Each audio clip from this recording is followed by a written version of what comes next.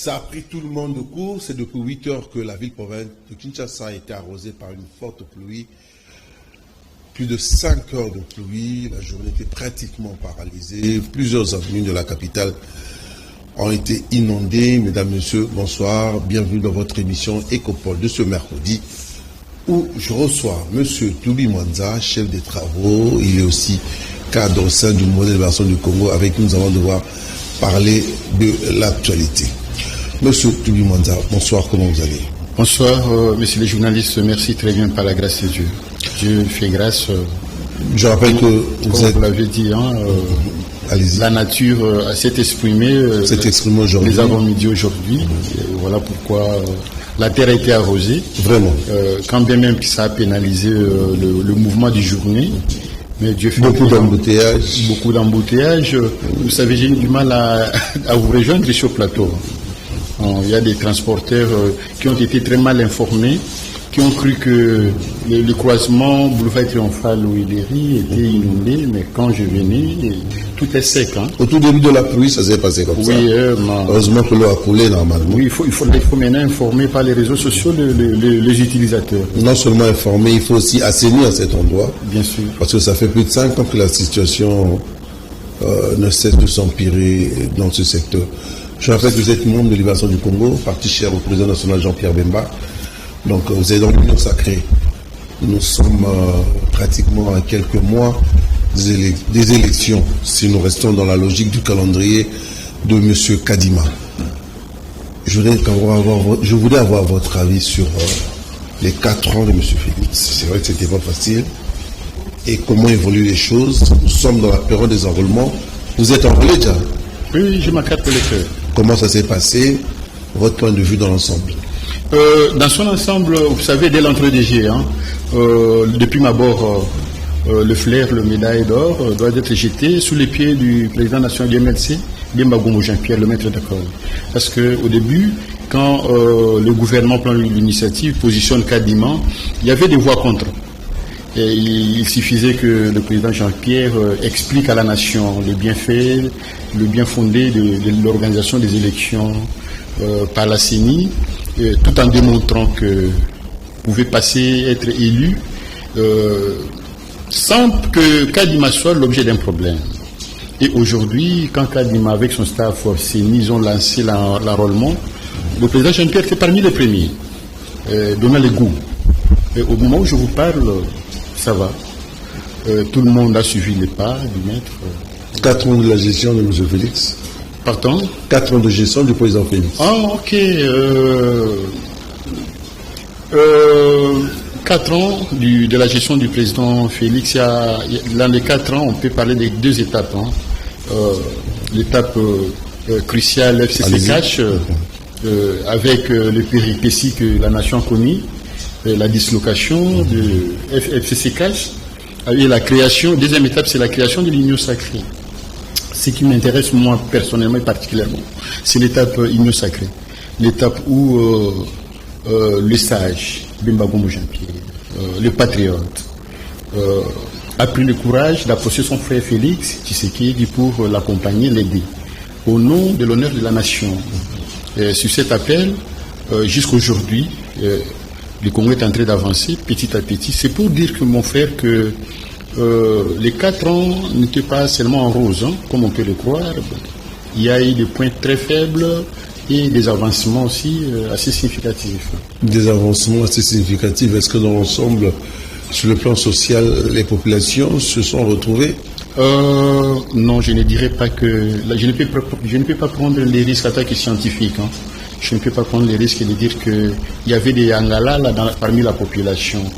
Parce que la population continue à grincer des dents sur le plan social.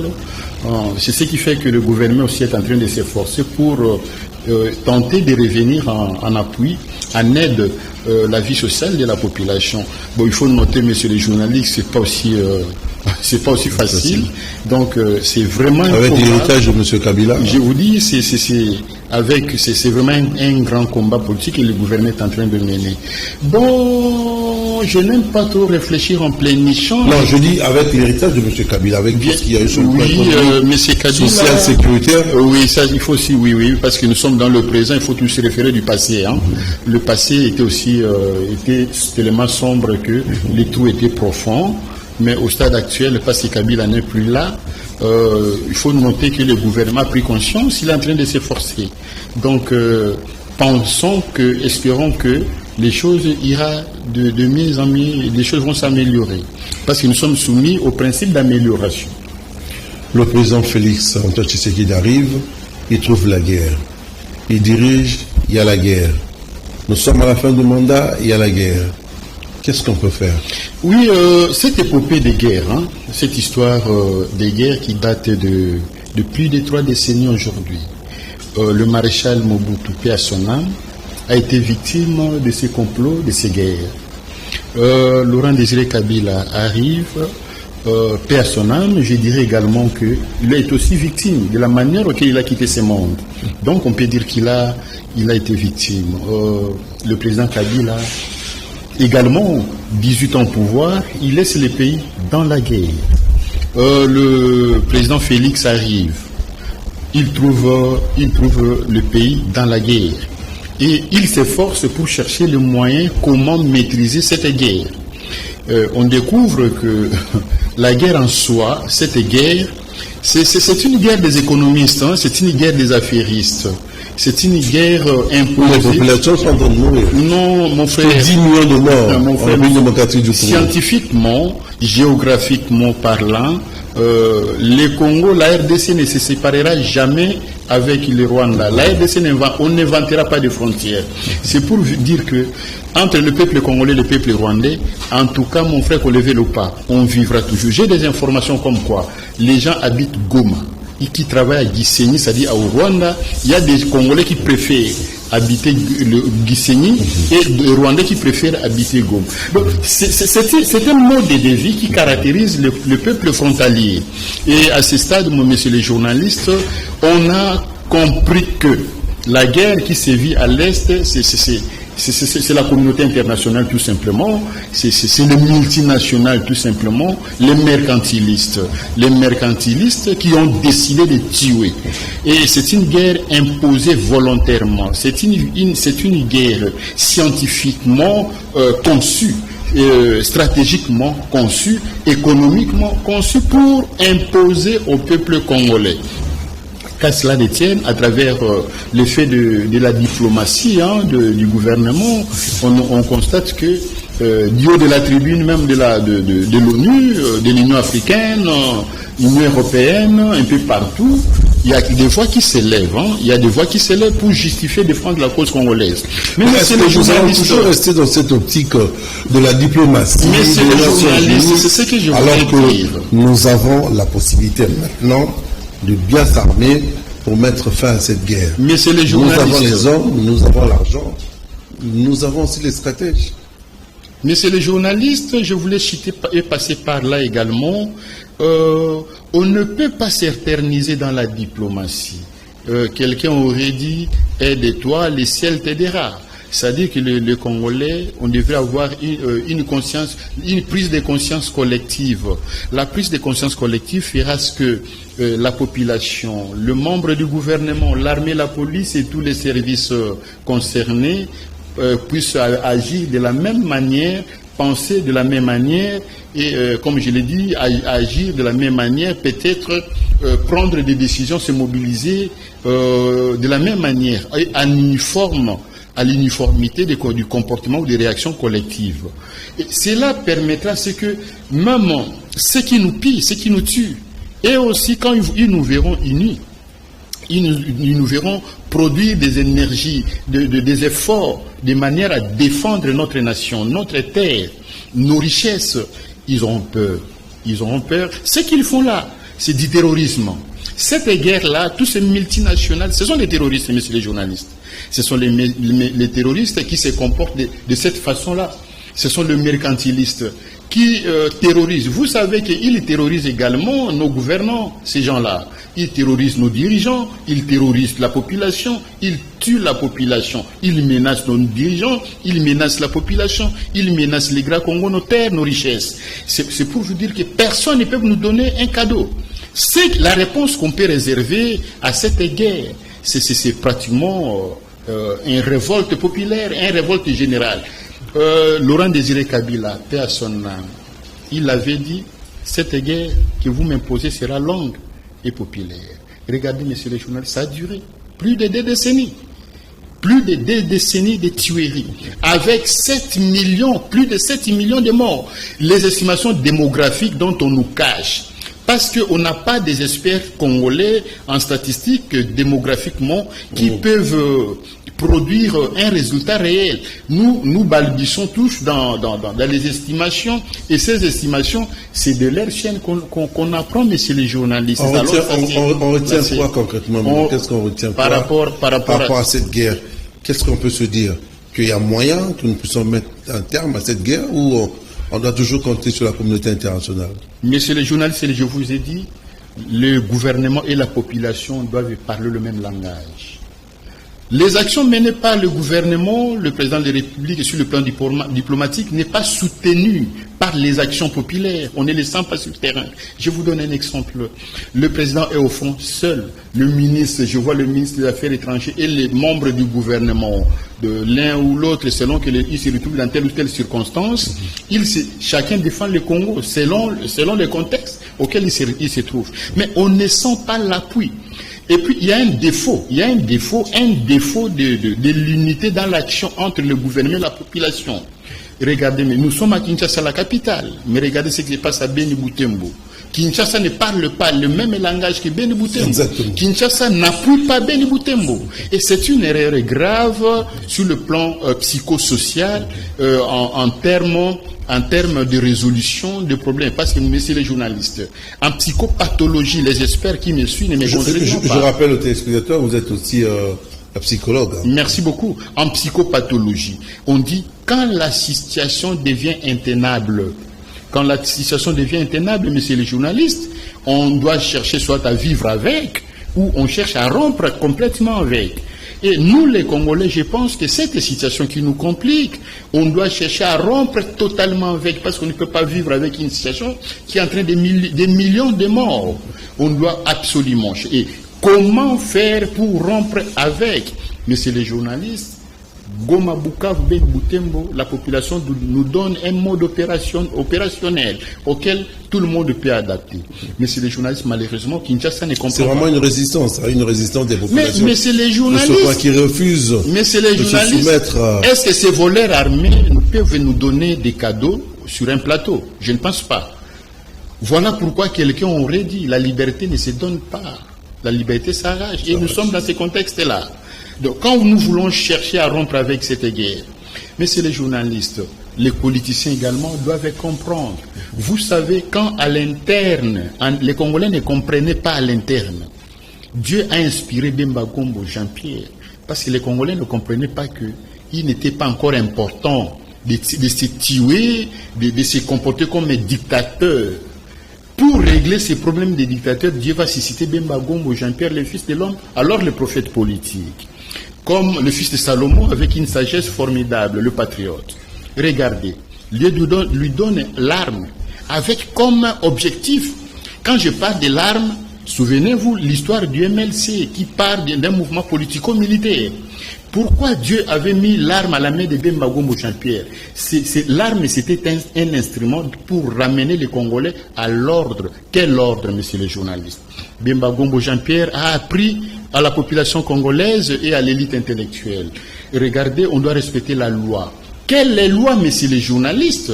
Mais il fallait avoir une constitution, une loi fondamentale.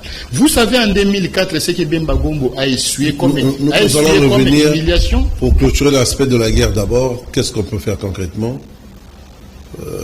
La guerre de l'Est.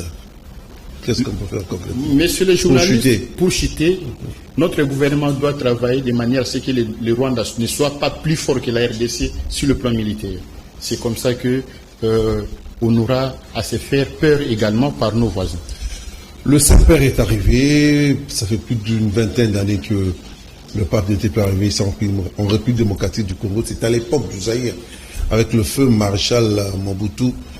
C'est déjà une diplomatie agissante, positive pour les populations de la République démocratique du Congo. Vous avez vécu ça, le séjour du Saint-Père, comment vous avez trouvé ça ici en RDC?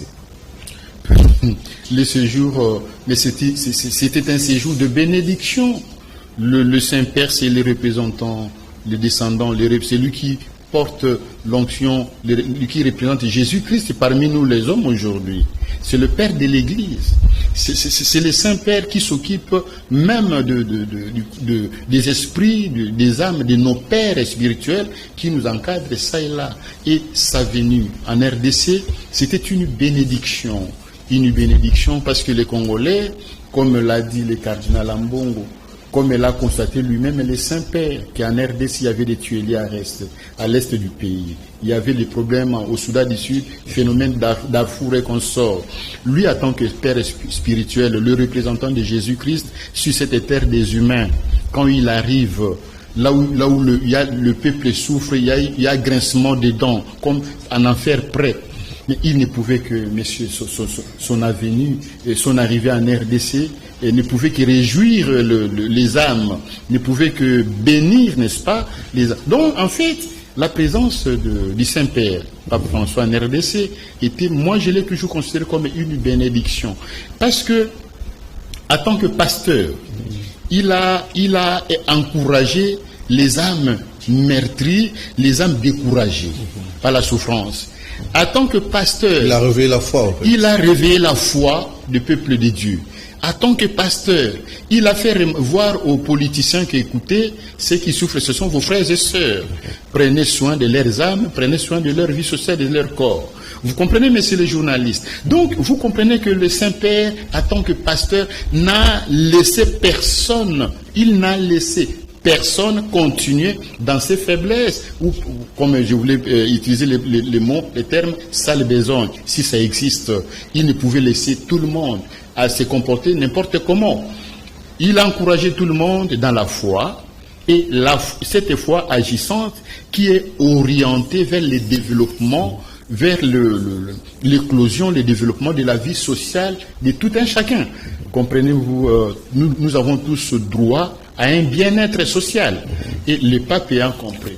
Il a comme un soubassement scientifique. Les chercheurs ont brandi les documents du pape, les documents scientifiques géologiques, où il est écrit « Le Congo est un scandale géologique ». Qui dit scandale géologique, c'est-à-dire il y a des minéraux, il y a la richesse. Où les populations n'en bénéficient pas. Où la population ne bénéficie pas. Les populations dans une misère indescriptible. Vous comprenez, messieurs les journalistes, que ces documents scientifiques de la géologie, qui donnent au pape l'information sur la richesse qui contient la RDC. Mais qui finalement, le pape va constater que malgré cette démonstration scientifique géologique, le peuple congolais qui est assis dans la richesse, souffre. C'est peut-être pas aussi le malheur des populations congolaises d'avoir ces minéraux. Mais c'est les journalistes, on ne peut pas appeler ça parce que un malheur. Ces minéraux, le peuple nous avons nos congolais, frères et sœurs qui meurent chaque année. Nous avons des gens qui viennent s'enrichir et qui partent. Nous avons ces minéraux qui font le bonheur des autres républiques. Parce que c'est un problème, ça. Le peuple congolais n'a pas créé les eaux et les forêts de la RDC. Le peuple congolais a été créé dans les eaux et la forêt.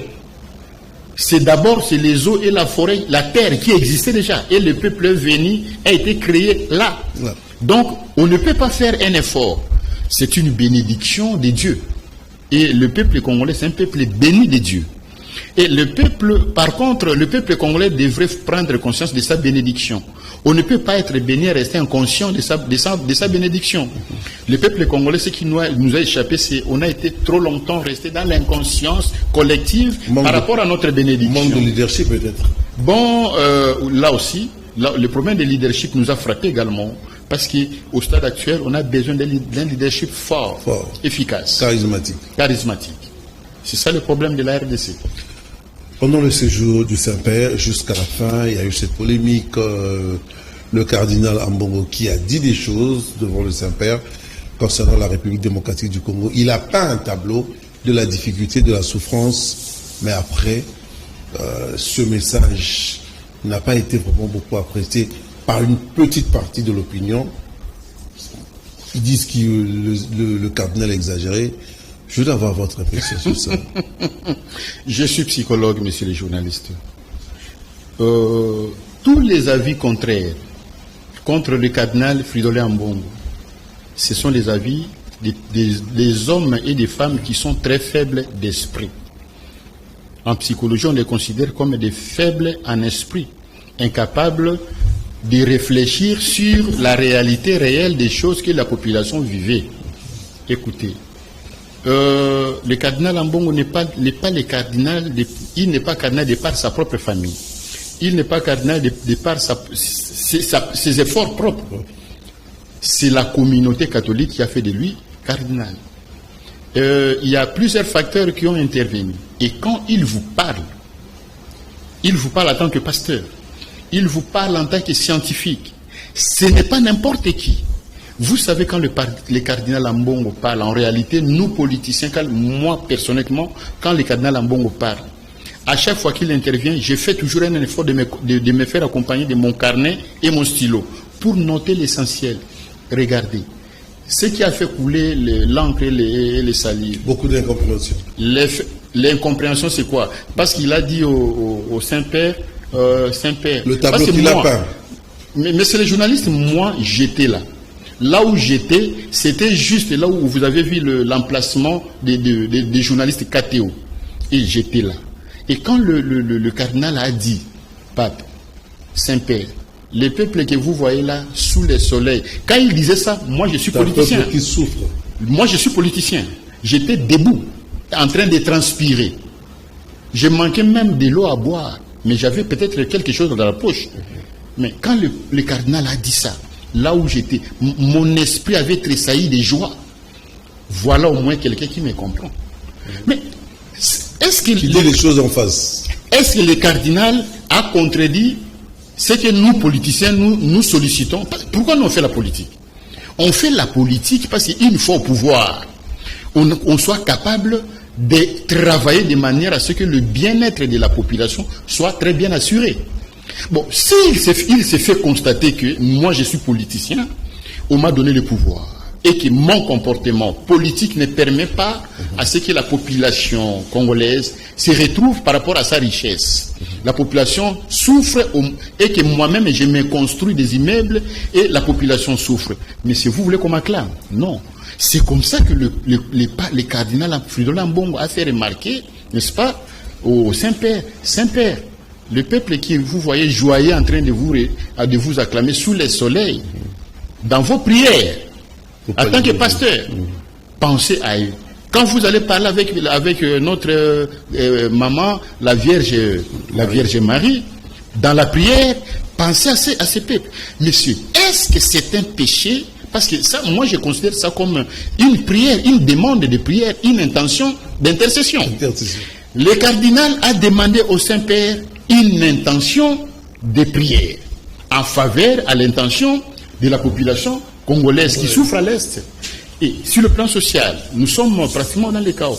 Mais c'est les journalistes. Vous savez qu'il y a des fonds qui sortent pour réparer des routes et qu'on sort, mais que mes frères congolais sont en train de bouffer inutilement. Et qu'il n'y a pas de suite par rapport à ça. Et il n'y a pas de suivi. Et vous pensez que si le président Félix me fait confiance aujourd'hui, je dois lui payer en monnaie de singe, tout en détournant les fonds publics. Parce que si le président vous fait confiance aujourd'hui, et que vous vous permettez de détourner les deniers publics, les fonds publics destinés à assurer le bien-être de la population. Mais c'est les journalistes, vous savez que tout va revenir sur la tête du président de la République. Donc. Et c'est ce que les politiciens ignorent. En conclusion, félicitations au cardinal Fridolin Ambongo. D'ailleurs, messieurs les journalistes, moi j'ai peur. Je ne pense pas, je ne rêve pas un jour voir le cardinal Fridolin Ambongo fermer sa bouche quand les Congolais vont commencer à souffrir. Parce que si le cardinal Fridolin Ambongo ferme sa bouche, et pourtant c'est lui notre père spirituel, qu'adviendrais-tu pour la population? Mais Et on ne peut pas, tous ceux qui ont prononcé n'importe quelle parole contre les cardinals, ils doivent courageusement retirer leurs paroles. Parce que les cardinals Ambongo ne méritent pas ça. Ils méritent le respect. Et d'ailleurs, ils méritent mieux que le respect. Donc voilà, monsieur le journaliste, ça c'est ma lecture. Hein, en tant que psychologue, hein, ça c'est ma lecture. En plus, s'il est réellement notre père spirituel, face à un père, il n'a pas droit au respect. Vous pensez que le pape n'a pas, le cardinal Ambongo n'a pas droit au respect à cause de Moïse Binabino? Donc ceux qui osent aventure, un père ne peut pas te faire des remarques. Et il vient encore de monter en grade, le Vatican vient de le nommer, je crois. Ah oui, ça, regardez comment Dieu a continué à nous confondre, nous Congolais, surtout nous politiciens. Parce que quand les gens cherchent à utiliser les voies politiques pour déstabiliser la foi du cardinal Ambongo, regardez ce que Dieu a fait. Il fait de lui le président de toutes les conférences épiscopales de l'Afrique. C'est-à-dire parmi tous ceux qui s'appellent cardinal à l'église catholique en Afrique, c'est lui le numéro 1, leur chef. Mais c'est une bénédiction qui ne concerne pas sa famille biologique.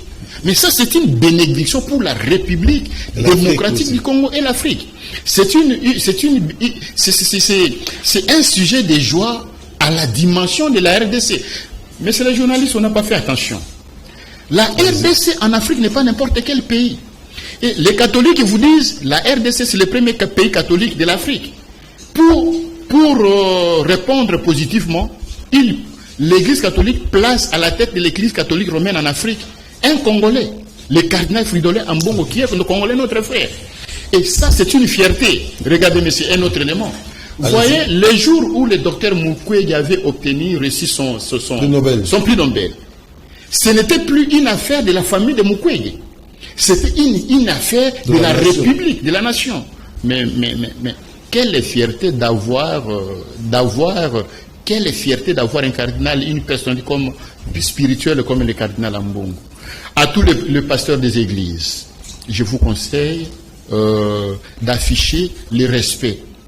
Ou à nous les politiciens de constituer des lobbies pour aller négocier, demander pardon au cardinal Fridolin Ambongo. C'est que moi, Toubi Mwanza, je demande à nous politiciens... Votre point de vue. Mon point de vue, à part les pardons à l'endroit, à l'égard du cardinal Fridolin Ambongo, on n'a pas d'autres propos que le cardinal peut avoir besoin. On l'a tellement offensé que, en tout cas, ceux qui te saignent pardon, nous avons un problème spirituel. Vous êtes bel et bien dans votre émission Écopole, diffusée chaque mercredi aux environs de 22h10, juste après l'émission Canal Presse, la chaîne de télévision Canal Kin, et la rediffusion, c'est le jeudi, cette fois-ci c'est vers 14h, toujours sur la même chaîne, Canal Kin Télévision, la télé-vérité. Mais cette émission, à partir de demain, vous allez déjà la suivre sur notre chaîne YouTube de Canal Kin YouTube. Vous allez suivre l'invité du jour, qui n'est autre que le chef des travaux, cadre au sein du mouvement de libération du Congo, Monsieur Toubi Mwanza. Il est aussi psychologue. Nous sommes en train de parler de l'actualité ici en République démocratique du Congo. Nous avons parlé de la guerre, nous avons parlé de la gestion du président pendant les 4 années et nous avons parlé de l'arrivée du Saint-Père ici en RDC. Maintenant, nous allons parler de l'homme politique, le président national du MLC, Monsieur Jean-Pierre Bemba Gombo. Monsieur Toubi Mwanza, depuis que le président national a quitté la prison, destination Kinshasa, il est revenu en politique. Je voulais que nous puissions un peu réfléchir pendant tous ces temps-là. Personnellement, comment vous jugez ce bilan de l'AE en RDC? Il repart en politique, il a été acquitté. Comment vous avez jugé son comportement sur le plan politique? Messieurs les journalistes, un grand merci pour cette inspiration, ces questions que vous me posez. Les comportements politiques du président national du MLC Bemba Gombo Jean-Pierre, le prophète politique, c'est un comportement extraordinaire. Un comportement extraordinaire caractérisé par le patriotisme. Ce comportement qui met l'homme congolais au centre, qui met l'intérêt congolais d'une manière générale au centre, ce comportement qui met la RDC au centre de toutes considérations. Son mode de réaction, parce que les téléspectateurs devraient comprendre quand nous parlons du mot comportement, il s'agit des réactions. la réaction qu'une personne pose vis-à-vis des conditions changeantes de son environnement. Regardez, depuis que le président Jean-Pierre est arrivé, depuis sa sortie, sa libération, son acquittement à la CPI, il arrive. Il rencontre des actions, il rencontre des obstacles. Quel a été son mode de réaction? Comment il réagissait par rapport à tous ces obstacles, à toutes ces difficultés rencontrées? Premier élément, on l'écarte injustement, on écarte sa candidature. Il sourit, il regarde. Sourire, demander aux amis d'être calmes, c'est une réaction. Son attitude, l'amour, c'est ça le patriotisme. Donc, la RDC au centre de sa vision. Il met la RDC au centre. Pendant que les uns et les autres pensaient qu'il était dans le manteau quand il dirigeait le mouvement politico-militaire. Il a dit, mes frères et sœurs, j'ai levé l'option pour l'opposition républicaine. En RDC, le terme opposition républicaine a été prononcé pour la première fois par Bemba Gombo Jean-Pierre. Et c'était une opportunité qu'il avait décidé, dans son attitude, de donner à la RDC, de donner la chance à la RDC d'aller de l'avant. Regarde, toutes les réactions qui se sont suivies. Par exemple, ils arrivent à Genève. Ce qui s'était passé à Genève, il demande aux amis qui étaient découragés, soyez calmes, on doit continuer. Ils évoluent, on publie les résultats, quelle que soit la situation, ils demandent aux amis, non, soyez calmes. On connaît, nous sommes à l'Union sacrée, on connaît quand on était dans la Mouka, ce qu'a été la démarche de mon cher aîné, Ndetolobaba Kouloutou Martin Fayoulou, mon Kouloutou Martin Fayoulou, quand il réclamait la vérité des yeux. Le président Jean-Pierre était là très calme et il disait ça ne sert à rien, de mettre le Congo à feu, protégeons la RDC. C'est comme ça que, messieurs les journalistes, chemin faisant, quand le président Félix a levé l'option pour casser l'FCCH, pour créer l'Union sacrée, il lance l'appel. Et regardez ce qu'a été l'attitude et le comportement du président Jean-Pierre. Il met le Congo au centre, il se présente. Et aujourd'hui, tout ce qu'il fait, messieurs les journalistes, dans son comportement politique, tout ce que le président Jean-Pierre fait, c'est toujours à l'intérêt de la République, à l'intérêt de la nation, avec intention que les Congolais retrouvent son bien-être social, que le bien-être social du peuple congolais soit très bien assuré. Aujourd'hui, nous sommes là, aujourd'hui le président est là. Messieurs les journalistes, pour ceux qui se posent mille et une questions, parce que les gens ne comprennent pas. Il est là, mais les populations, j'ai l'impression que les populations ne le sentent pas. Il est dans son mutisme très calme, il ne parle pas trop. C'est des stratégies politiques ou c'est une façon de ne pas trop encombrer son allié, le président Félix. Mais c'est ça, ce sont les attitudes, des bonnes attitudes. C'est ça le patriotisme, le respect des engagements. Le président Jean-Pierre est en train de nous apprendre beaucoup de choses, le respect. Quand vous avez accepté de marcher avec votre frère, il faut rester honnête. L'honnêteté, c'est parmi les attitudes acceptables dans la pratique de la politique. C'est comme ça que nous l'appelons professeur le maître d'école. Bemba Gombo Jean-Pierre, vous savez, messieurs les journalistes, il a beaucoup fait. La constitution que nous avons aujourd'hui, il faut qu'on rappelle à la population. Vous savez, les enfants qui étaient nés en 2003, quand le président Jean-Pierre quitte San City pour venir à Kinshasa en 2003. Aujourd'hui, nous sommes en 2023, c'est que 20 ans déjà. Donc, les enfants là... C'est des messieurs, c'est des grandes dames. Mais oui, ce sont des citoyens qui vont voter. Ceux qui sont nés en 2024, 2025, ils ont aujourd'hui l'âge, ils sont des électeurs aujourd'hui. Ouais. Mais ces enfants-là, on doit les rappeler que si vous avez la Constitution, c'est grâce à Jean-Pierre Bemba Gombo. Si aujourd'hui, nous apprêtons pour le 4e cycle électoral, ouais, c'est parce que le président Jean-Pierre a dit oui. Mais, messieurs les journalistes, regardez ce que le président Jean-Pierre a enduré, ce qu'a essuyé comme humiliation en 2004, quand au référendum, quand il avait dit on doit aller au référendum. Ne perturbez pas. L'MLC va vous aider à aller à voter. Regardez, il y a des gens qui ont diabolisé le président national, qui n'aiment pas le président jusqu'aujourd'hui, parce qu'il avait dit c'est lui qui va contrer le référendum, il va rencontrer les MLC. Non, oui, c'était contraignant, oui, mais ça nous a aidés. C'est grâce à cela, à cette attitude qu'aujourd'hui, nous avons la Constitution, la loi fondamentale. C'est partant de la Constitution qu'on a les lois connexes. Et ça, c'est les mérites. Et qu'est-ce qu'on lui a donné au retour? Rien. Et c'est comme ça qu'il a opté pour le silence. Il est là, il travaille pour le Congo, mais il est calme.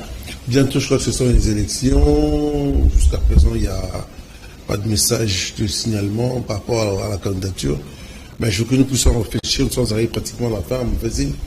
Les perspectives d'avenir par rapport à la République, par rapport à votre parti, le MLC, le regard sera focalisé sur quoi? À quoi on va s'attendre?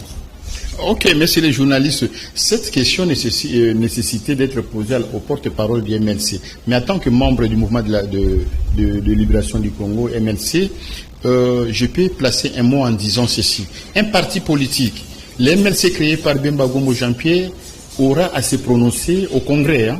Quand le MLC ira au Congrès, il va donner son avis, sa position en fait. Parce que le parti politique ne se prononce que pas à travers son congrès. À l'instant, le MLC se prépare aux élections. Le MLC est le premier parti politique en RDC à battre la campagne pour la première fois dans l'histoire de notre pays. Le premier parti politique. Tous les partis politiques là ont emboîté les pas au MLC. Pourquoi? Parce que le président Jean-Pierre a montré le chemin. Il a montré la voie à suivre. C'est ça le patriotisme, messieurs les journalistes. Vous comprenez que le MLC, c'est une école où on apprend le patriotisme. Comment on doit un jour, si jamais l'MLC s'est retrouvé ça et là, comment gérer les partis, comment gérer le pays, la République. Donc, à ce stade-là, messieurs les journalistes, ayez vos apaisements aux téléspectateurs, soyez calmes, le MLC va se prononcer le jour où il va organiser son congrès. C'est par là que le MLC va donner sa position. Demandez aujourd'hui au MLC de se prononcer, non c'est mettre on dit comment, la charrue devant le bœuf. Et c'est pas honnête. Regard par rapport à la République, là je parle de l'homme que vous êtes, le regard par rapport à la République en 2023, avec tout ce qui se passe à l'Est, positif ou négatif, le regard que M. Toubi Mwanza a, il est comment? Je suis du courant positiviste. Je suis positiviste. Vous êtes psychologue, c'est tout à fait normal. Je suis positiviste congolais. Je vois après 2023, le Congo ne disparaîtra jamais. Le Congo ne disparaîtra pas parce que les incompréhensions entre les hommes ne manqueront, même en famille, entre l'homme et sa femme. Il y a même des enfants qui prennent le courage. Papa, je dois te parler. Monsieur, vous comprenez? Papa, je dois te parler. Quand un enfant te dit, papa, j'ai besoin de te parler, c'est-à-dire que quelque part, à la maison, tout le monde n'est pas d'accord avec tout ce que vous faites. La démarche. Voilà. Donc, la RDC vivra. On ne peut pas pronostiquer négativement. On ne peut pas pronostiquer par rapport aux ouragans qui peuvent passer sur la RDC après les élections. Parce qu'on en a habitude, mais regardez comment le président Jean-Pierre avait maîtrisé l'ouragan de 2600 avec une phrase. J'ai opté pour l'opposition républicaine. Point barre. Et il s'est soumis à la loi. Et jusqu'à aujourd'hui. Et moi, je pense que c'est ça la voie à suivre. Merci beaucoup, M. Toubi Mwanza. Vous avez remarqué que nous courons derrière le temps. Merci d'être venu. Il y a beaucoup de choses où on devait encore évoluer sur la République démocratique du Congo et puis sur le MLC. Petite curiosité, vous êtes enrôlé, ça s'est bien passé? Oui, je me suis enrôlé au lycée Kabambar, à la commune de Kinshasa. Peut-être que je suis là, j'ai ma carte d'électeur. Ça s'est bien passé? Très bien passé, parce que d'ailleurs, quand ma présence était remarquable à travers vos émissions que vous m'accordez, quand je me suis présenté, je me dit, Taramutu, à MLC, Taramutu, à Jean-Pierre Bemba. Donc, on m'a reconnu comme cadre du MLC, on m'a reçu par rapport à cette qualité-là. Et j'ai eu la chance d'être respecté, honoré par rapport à Jean-Pierre Bemba et par rapport au MLC. La rediffusion, c'est le jeudi à 14h25. 14h25, rediffusion. C'est l'après-midi, en début d'après-midi, toujours sur la chaîne télévision, Kanaki, la télé-vérité. Et puis, demain, déjà sur les réseaux sociaux, vous allez suivre le chef des travaux, Toubi Mwanza. S'il y a des questions, envoyez-nous les questions. Nous allons les transmettre. Merci d'être venu. Merci beaucoup. Merci à vous. Bonne chance pour la suite. Merci à vous, monsieur Jouma. Merci à toi, Freddy Taki de la réalisation. Merci à toi, Laetitia Louvrezo pour l'assistance. Rodi Louadji était à la caméra. Pati Sumbu au web. Samson Ilunga à la régie. Comme j'ai dit, la rediffusion c'est le jeudi. Je dis merci à tous les internautes qui nous suivent au niveau de l'Europe, l'Amérique du Nord, l'Afrique, le Congo profond. Nous vous disons merci pour la confiance. Merci à vous tous qui nous écrivez. Les numéros sont là pour des suggestions. Écrivez-nous et nous allons vous répondre. Allez, je vous dis bye bye, prenez soin de vous.